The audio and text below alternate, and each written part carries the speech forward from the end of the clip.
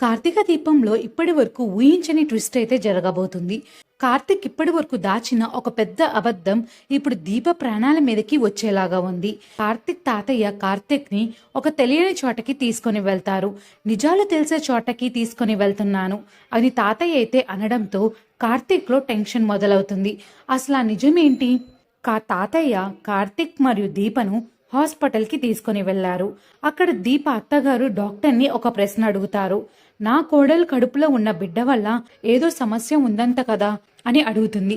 వెంటనే తాతయ్య దీపకి అన్ని టెస్టులు చేయండి అని డాక్టర్కి చెప్తారు.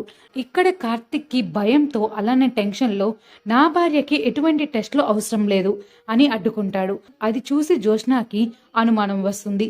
బావ ఇంతలాగా కంగారు పడుతున్నారంటే ఏదో పెద్ద నిజమే దాగి ఉంది అని తానులోనే అనుకుంటూ ఉంటుంది. ఒక పక్క డాక్టర్ కడుపులో బిడ్డ వల్ల దీపకి ప్రాణాపాయం ఉంది అనేది అబద్ధమా అని అడుగుతుంటే కార్తీక్ సమాధానం చెప్పలేక తడబడుతూ ఉంటాడు.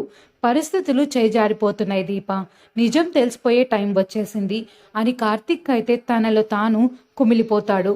దీప అత్తగారు కార్తీక్కి ఒక గట్టి వార్నింగ్ ఇస్తారు. నువ్వు చెప్పింది అబద్ధమని ఒప్పుకుంటావా లేక టెస్టులు చేయడానికి ఒప్పుకుంటావా అని కార్తీక్కి తన తల్లి సవాలు విసిరేస్తుంది.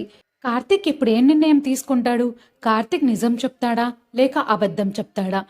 ఒకవేళ నిజం తెలిస్తే కార్తీక్ వాళ్ళ తల్లి ఏం చేయబోతుంది? ఈ క్వశ్చన్స్ అన్నిటికీ మీకేమనిపిస్తుందో కింద కామెంట్ సెక్షన్లో కామెంట్ చేసేయండి.